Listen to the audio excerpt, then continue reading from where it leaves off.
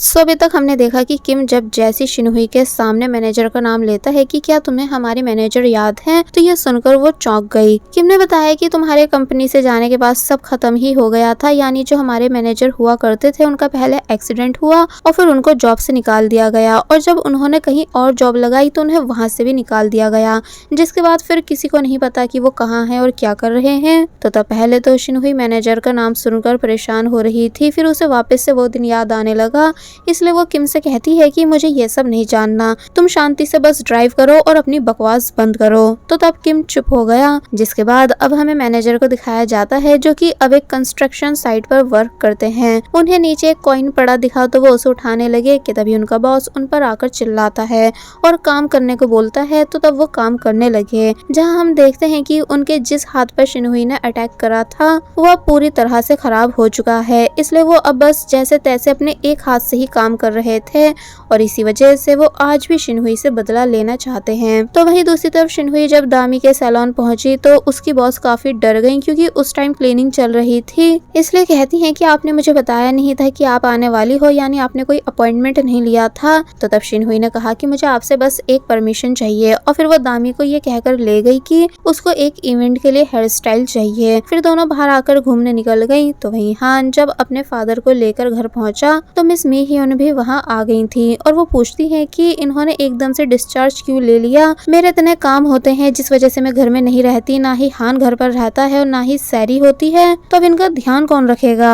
तो तब मिस्टर कीहो कहते हैं कि मैं कोई बच्चा नहीं हूँ जो मुझे किसी की जरूरत हो, बट हान कहने लगा कि आप बच्चे नहीं हो, लेकिन आप एक पेशेंट हो और आपको अभी रिकवरी की जरूरत है। मिस मी हियोन मिस्टर कीहो को उनकी दवाई देने लगी, लेकिन उन्होंने हाथ पर जोर से मारा जिससे दवाई गिर गई, और फिर बोले कि मैंने कहा है ना कि मैं अपना ध्यान खुद रख लूंगा। तो तब उनकी इस बात पर हान को काफी ज्यादा गुस्सा आया, इसलिए वो चिल्ला गया कि आप इतने सेल्फिश कैसे हो सकते हो, यानी अपनी फैमिली को हर्ट करने में मजा आता है क्या। फिर वो इमोशनल होकर कहने लगा कि मैंने बॉक्सिंग भी सिर्फ इसलिए सीखनी शुरू करी थी ताकि मैं आपसे बदला ले सकूं, क्योंकि आप मुझसे स्ट्रॉन्ग थे और इसी वजह से मैं अपनी मॉम को भी बचा नहीं पाया था। और फिर वो रोने लगा एंड सब शांत हो गए, लेकिन तभी सैरी वहां आई और उसने खुश होकर कहा कि डैड आप आ गए, यानी कितने दिनों के बाद आज हम सब साथ में हैं। लेकिन इस बात पर कोई भी कुछ रिस्पॉन्स नहीं दे रहा था। तो वहीं शिनहुई दामी को लेकर उस स्कूल में गई जहां वो जॉब के साथ साथ पढ़ने जाती थी। दोनों पुराने दिनों को याद करने लगी। फिर शिनहुई कहती है कि यहाँ हमने बहुत मेमोरीज बनाई है,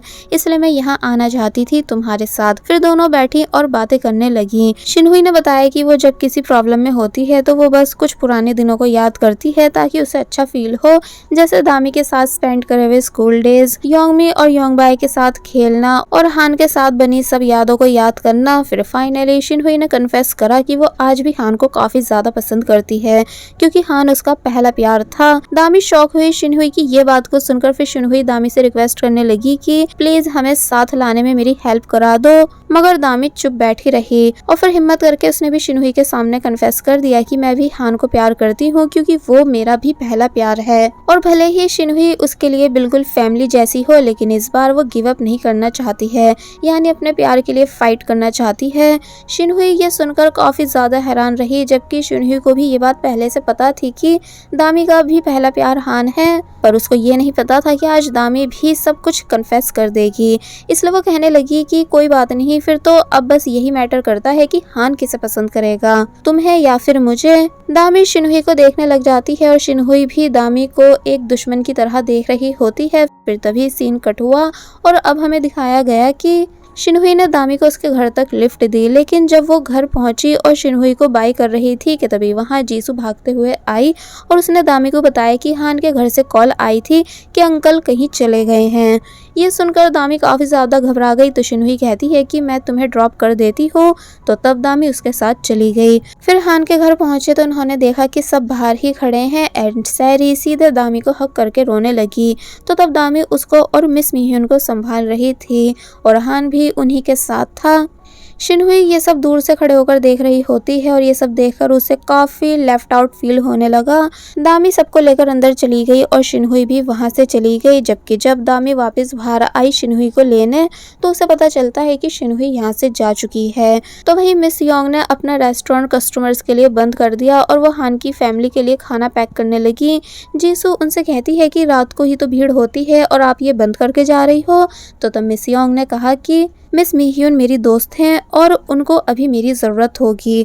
तो ये सुनकर जीसू स्माइल करने लगी कि आप जितना टफ दिखाती हो उतनी दिल की अच्छी हो। फिर योंग बाय भी वहाँ आया और अपनी मॉम से कहता है कि मैं भी आपके साथ चलूंगा क्योंकि सैरी मेरी दोस्त है। तो तब मिस योंग उसे अपने साथ ले गई। दूसरी तरफ शिनहुई योनसिक के पास चली गई उससे मिलने। तो तब वो पूछता है कि तुम इस टाइम मुझसे मिलना क्यों चाहती थी। तो तब शिनहुई ने कहा कि बस ऐसे ही मेरा मन था। फिर वो दोनों एक बेसबॉल कोर्ट गए जहाँ शिनहुई बेसबॉल खेलने लगी अपना मन हल्का करने के लिए। फिर वो और योंगसिक दोनों बैठे। तो तब योंगसिक ने पूछा कि अब बताओ क्या बात है जो तुम्हें परेशान कर रही है। शिनहुई कहती है कि तुम तो हमेशा ही मेरा मन पढ़ लेते हो। फिर शिनहुई ने बताया कि उसको इतने टाइम बाद वापस आकर लेफ्ट आउट फील हो रहा है और वो चाहकर भी टाइम के साथ नहीं चल सकती ताकि सब पहले जैसा हो सके। तो तब योनसिक ने कहा कि तुम्हें भले ही अपने दिल की बात सुननी चाहिए पर इससे दूसरों की फीलिंग्स हर्ट मत करना और कोई जल्दबाजी मत करना। शिनहुई पूछती है कि अगर कभी मेरी और दामी की लड़ाई हुई तो तुम दामी की ही साइड लोगे ना। तो वो कहता है कि हाँ, लेकिन मैं चाहता हूँ कि ऐसा कभी नहीं हो क्योंकि मैं तुम्हारी भी साइड रहना चाहता हूँ। तो ये सुनकर शिनहुई का मूड थोड़ा अच्छा हो गया और फिर वो अपने घर चली गई। वह सीन वापस हान के घर पर शिफ्ट हुआ जहाँ सैरी काफी रो रही थी और खुद को ब्लेम कर रही थी कि उसकी वजह से उसके फादर घर छोड़ के चले गए क्योंकि सैरी ने उनसे कहा था कि आपकी वजह से मैं अब योंग बाय के घर नहीं जा सकती। तो योंग बाय उसको समझाता है कि तुम खुद को ब्लेम मत करो। तो वहीं बाहर सब लोग परेशान हो रहे थे क्योंकि पुलिस ने भी 24 घंटे होने से पहले रिपोर्ट लिखने से मना कर दिया था। मिस मीह्योन डर के कहती हैं कि अगर उन्हें कुछ हो गया तो मिस योंग ने उन्हें समझाया कि ऐसा कुछ नहीं होगा, आप प्लीज हिम्मत रखो। हान बताता है कि उसकी अपने फादर से बहस हुई थी शायद इसलिए वो चले गए हैं। बट दामी कहती है कि नहीं, यानी मुझे नहीं लगता कि ये रीजन है क्योंकि जब मेरी उनसे बात हुई थी हॉस्पिटल में तो उन्हें लग रहा था कि वो तुम्हारे वर्क प्लेस पर रहकर तुम्हारे लिए बोझ बन रहे हैं, इसलिए वो वहाँ नहीं रहना चाह रहे थे। तो ये सुनकर हान को और ज्यादा बुरा लगने लगा और वो कहता है कि फादर कब से मेरे बारे में इतना सोचने लगे। तो तब मिस मीह्योन ने रोते हुए कहा कि वो हमेशा से ही तुम्हारी फिक्र करते थे, इतने टाइम से मैं चुप रही पर अब और नहीं। और फिर उन्होंने बताया कि मिस्टर की ह्योक हान की मॉम से बहुत प्यार करते थे लेकिन हान की मॉम ने उनसे शादी सिर्फ फैमिली प्रेशर में आकर करी थी क्योंकि वो किसी और को पसंद करती थी, जिस वजह से शादी के बाद वो ड्रग्स वगैरह लेने लगी थी। डॉक्टर ने कह दिया था कि वो ऐसे जिंदा नहीं बचेंगी, तो इसलिए मिस्टर की ह्योक ने उन्हें बचाने के लिए उन्हें जाने दिया था और खुद बुरे बन गए थे। तो ये सुनकर हान काफी ज्यादा शॉक रह गया क्योंकि उसे अपनी बायोलॉजिकल मदर के बारे में ये सब बातें पता नहीं थी। वो तो अभी तक बस अपने डैड को ही बुरा समझता था। फिर तभी दामी को भी समझ आ गया कि मिस्टर की ह्योक कहाँ मिल सकते हैं, जिसके बाद अब हमें मिस्टर की ह्योक को दिखाया गया जो कि अपनी फर्स्ट वाइफ यानी हान की मॉम से मिलने उनकी ग्रेव पर गए थे। वो उनकी ग्रेव के पास बैठे और उनके फेवरेट फ्रूट्स और उनका फेवरेट जूस लाए थे। मिस्टर की ह्योक कहते हैं कि मैं अब अपने बेटे पर बोझ बन चुका हूँ और अब मुझे समझ आ रहा है कि तुम कैसा फील करती होंगी ऐसे रहते हुए। जब तुम्हारी कंडीशन आखिरी दिनों में बिगड़ी थी और मैं तुमको समझ नहीं पाता था कि तभी हान और दामी ये दोनों वहाँ आ गए। हान जाकर अपने फादर को हक कर लेता है और कहता है कि आपने इतने सालों तक मुझे सच क्यों नहीं बताया था, मैं आपको कितना हेट करता रहा। और फिर वो मिस्टर की ह्योक से माफी मांगता है तो मिस्टर की ह्योक भी सॉरी करते हैं हान के साथ बचपन से स्ट्रिक्ट रहने के लिए क्योंकि वो स्ट्रिक्ट रहकर बस हान का फ्यूचर ब्राइट करना चाहते थे, इसलिए दोनों बस रोते ही गए। दामी दूर खड़े होकर उन्हें देख रही थी। फिर नेक्स्ट डे हम देखते हैं कि जब हान हॉस्पिटल पहुंचा तो उसने देखा कि शिनहुई वहां हॉस्पिटल एम्प्लॉयज के साथ बैठी थी और ये देखकर वो थोड़ा कंफ्यूज हो गया।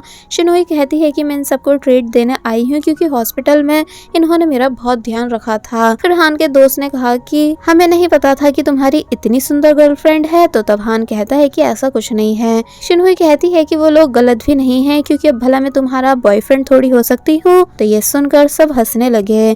तो वहीं मिस योंग ने सारी इन्फॉर्मेशन निकाली कि शिनहुई कहाँ और किसके साथ जाती है, और जब उन्हें पता चला कि उसकी दोस्त दामी उसी जूरी सैलून में काम करती है तो वो प्लान बनाकर अकेले में वहां गई। उस टाइम वहां की ऑनर बैठकर मिस कोरिया के लिए मॉडल सिलेक्ट कर रही थी और वो मिस योंग को देखकर घबरा गई कि आप बिना बताए आई हो, बिना अपॉइंटमेंट के।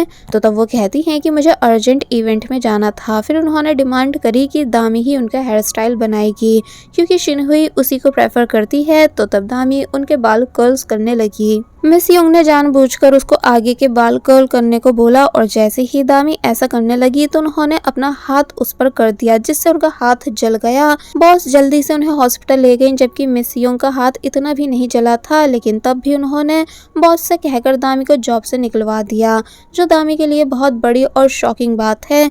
ये सब हान का दोस्त देख लेता है क्योंकि मिस योंग उन्हीं के हॉस्पिटल में थी, इसलिए उसने जाकर हान को ये बता दिया। तो ये सुनकर हान काफी ज्यादा परेशान हुआ। दूसरी तरफ दामी अपना सामान सैलून से लेकर बाहर आई कि तभी ह्योन भी वहां आया।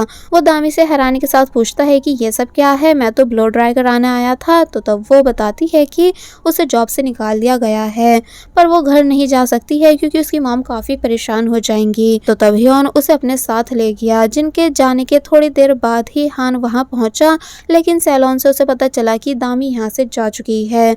तो वो बाहर आकर यही सोचने लगा कि आखिर वो कहाँ गई होगी।